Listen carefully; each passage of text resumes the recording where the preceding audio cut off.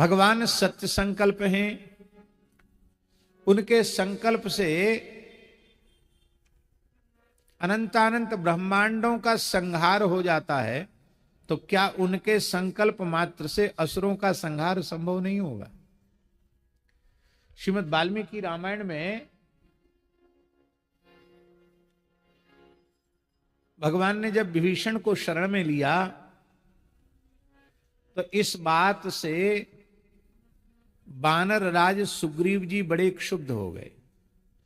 उनके मन में आया कि मैं बानर राज हूं और मेरे मंत्रियों से मुझसे सलाह ली गई, फिर हमारी एक भी बात मानी नहीं गई, किया अपने मन का गया।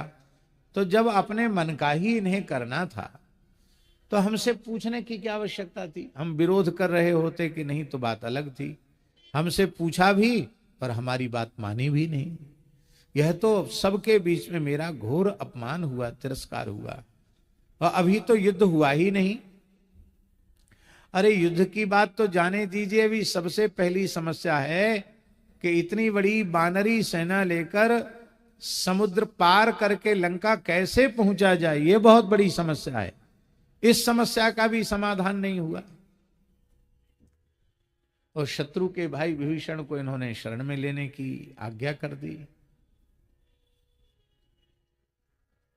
तो ऐसे मनमाने राजधर्म के, राजनीति के, युद्ध नीति के विरुद्ध निर्णय यदि प्रभु लेंगे तो कैसे त्रिलोक विजयी रावण से युद्ध होगा? हम बानर भालू अपने व्यर्थ में प्राण क्यों दें? जब इनको मनमाना करना तो अपने ढंग से कर लें। ये बात उनके मन में आई। प्रभु तो सर्वांतर्यामी है, भगवान समझ गए। भगवान ने कहा, सुग्रीव कान खुलकर सुन लो, रावण वध के लिए, असुरों पर विजय प्राप्त करने के लिए हमें किसी सहयोगी की आवश्यकता नहीं।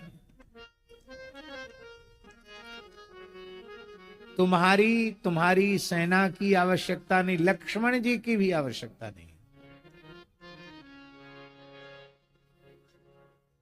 मानसी में तो कहा, जगमहु सखा निशाचर जेते, लक्ष्मण हनहि निमिष महु तेते। लेकिन वाल्मीकि में प्रभु कह रहे हैं, मुझे किसी की आवश्यकता नहीं।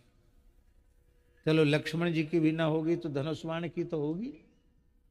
आपका अमोघ धनुर्वाण है, शार्ंग धनुष है, दिव्य आपके अमोघ वाण हैं, आप उनसे ही सब कुछ कर देंगे। भगवान बोले, हमको चक्र की, गदा की, बाण की, धनुष की भी आवश्यकता नहीं है। न सेना की जरूरत, न सहयोगियों की जरूरत, न अस्त्र शस्त्रों की आवश्यकता। तब क्या करेंगे, कैसे करेंगे? तो भगवान का श्रीमुख का वचन है, अंगुल्यग्रेण तान हनमि इच्छन हरि गणेश्वर। इच्छन, मैं बोलूंगा नहीं, कुछ करूंगा नहीं, केवल अपनी अंगुली ऐसे उठाऊं और संकल्प करूं कि त्रिभुवन के जितने राक्षस हैं निमिषार्ध में समाप्त हो जाए तो सब समाप्त हो जाएंगे। हमको किसी की आवश्यकता नहीं। इसलिए आपका मन ऐसा हो रहा हो कि हम क्यों व्यर्थ में प्राण दें, तो आप सुखपूर्वक स्कंधा प्रस्थान करें, हमें किसी की आवश्यकता नहीं। प्रभो मैं जीव हूं, बार बार आपके स्वरूप को भूल जाता हूं, मैं आपकी शरण में हूं, मुझे क्षमा कीजिए।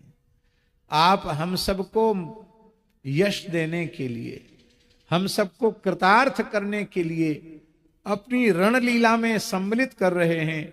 आपका यह अनुग्रह है, आपको हमारी आवश्यकता नहीं। सृष्टि को बनाने में भगवान को किसी की सहायता की जरूरत पड़ी? बोलिए, जेहि सृष्टि उपाई, त्रिविध बनाई, संग सहाय न दूजा। किसी की सहायता की आवश्यकता नहीं पड़ी, तो भला हमें किसी की आवश्यकता क्या है?